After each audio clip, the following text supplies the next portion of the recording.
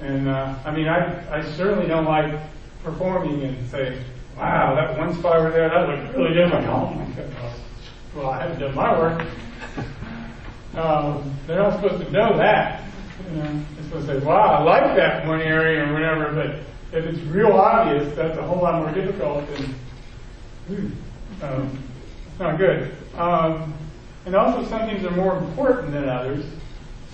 There are lines to bring out more, places that bring out less. These are decisions you need to be making. So the bottom line, that last statement in that particular one, playing your pieces from A to Z over and over again is very inefficient. For me, that's just not the way to go. Okay? This is kind of leading into the next point, but so don't just, I've had students who will do this, and they're practicing, they'll play through the beat, so, well, okay, that was all right, I had a few problems, and they'll start again at the beginning and just play it again and see what happens. Well, maybe a little bit better. And then go back to the beginning again and play it through. You're not engaged, you're not teaching yourself in that regard. You're just floating through the material. So, one of the things of discovery, back to point number 4, is to discover the places that need more attention. And they will be there. Just guarantee you. Every single piece you do, there will be places that need more attention. So that's a good segue into the next one. Fix the problem now. Don't use the erosion method. I bet you might not even know what I mean by the erosion method, but I'll tell you what I mean by that. Okay, what I mean by fix the problem now. Let's say you're playing something and you're having trouble moving from one spot to the next. And of course, guitarists talk about this all the time. We call it changing. And it's never playing point A or point B, but it's almost always going from point A to point B. And that's always the big deal. Okay, so let's say you're not doing that. It's a big, huge gap. Okay? Rather than continuing to play the piece from A to Z, hoping it's going to get a teeny bit better each time, don't do that. That's what I call the erosion method. Eventually, that rock will get worn down, but boy, it's going to take a long time. You understand what I'm saying? Okay, it'll just get like the tiniest bit better, maybe, if you're lucky. Okay. Instead, make an accomplishment. You say, first you identify, okay, here's a spot I can't go from here to here. Then you say, okay, stop. Get off the merry-go-round and just take that one spot, the smallest you can, around the chain. And just go over and over and over again, and in 5 minutes, you probably will fix it. Maybe 2 minutes, maybe 10 minutes. Some pretty reasonable amount of time usually. As opposed to 5 days or 5 weeks or 5 months. The spot may not ever, on the erosion method, get finished being fixed. So, to me, it'd be better to fix that one spot, and maybe you're not going to get to the rest of the piece that day, and accomplish that. You're on your way. And you'll start snowballing, and it'll start really happening by doing that. So, to me, that's a big point. Fix the problem now, not later. And I'll do this with my students. So it's not working. So, okay, let's stop. Let's take a few minutes and just, okay, try this, do this back and forth real slowly. Oh, did you discover you're going from this set of strings to that set of strings? Discovery. Do it a few more times. Whoop, bingo, there it is, right before your very eyes and ears. Sometimes just 2 minutes, sometimes 5 minutes, sometimes a little bit more. Sometimes it's pretty difficult and you got it really good, but then the next time you do it, it's a little bit off again. Well, you got to do it a little bit more again. So sometimes it'll slip back a bit. Normal, it happens. But you've laid at least the important groundwork.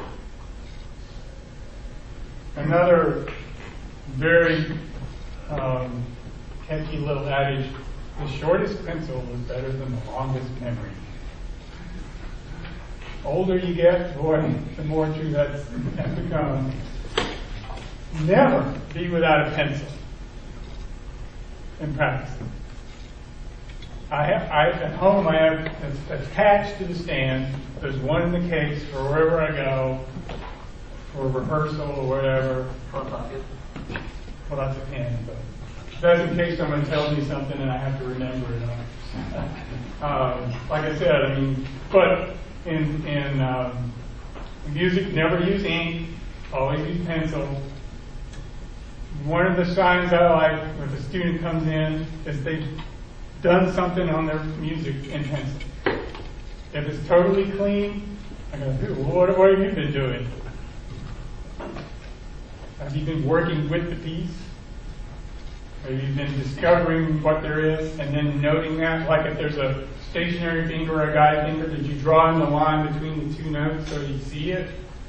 Because then tomorrow, after your brain's gone through a whole bunch of stuff in between, you might not remember that. I don't. But if I write it, mark it in the pencil, it's good. So, phrase markings, dynamic ideas,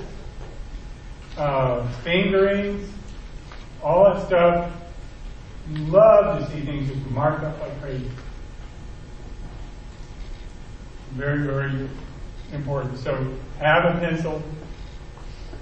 All your practice time isn't just plucking.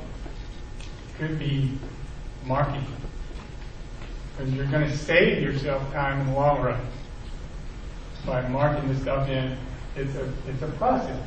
Remember that. Okay. The right hand is just as important as the left hand. Really, really unusual, especially for beginners, in my experience, to get that.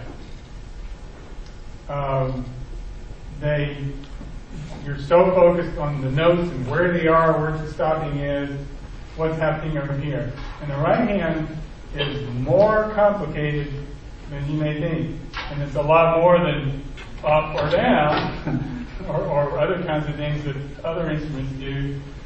PIMA, what are you going to do? There's all kinds of different opinions. There's often no single right or wrong, but if you're leaving it up to whim, you're going to have a problem. I can't tell you how many times I've had a student play something and it goes wrong and they're looking at their left hand like so accusing. And I go, there's your problem. Check both hands, write it out. Some things are fairly obvious what you do in right hand, but some things aren't. If it isn't, I mean, I have entire pieces with every single note with a right hand letter on it. Entire pieces. And it saves me time. Because, remember muscle memory, I start learning it and I do it that same way every time, physically in this hand, and next thing you know, I don't have to think about that anymore. It's on automatic pilot. I've learned right, and I've got a good way, and it works for me, and I like it.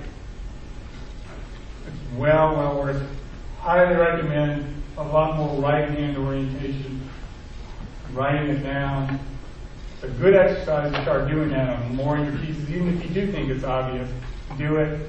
Start following that on the music. I think it's a really good thing. Highly recommend it. And to do that as early on as possible. Don't wait, because you're forming muscle memory. The earlier you can get that established, the better.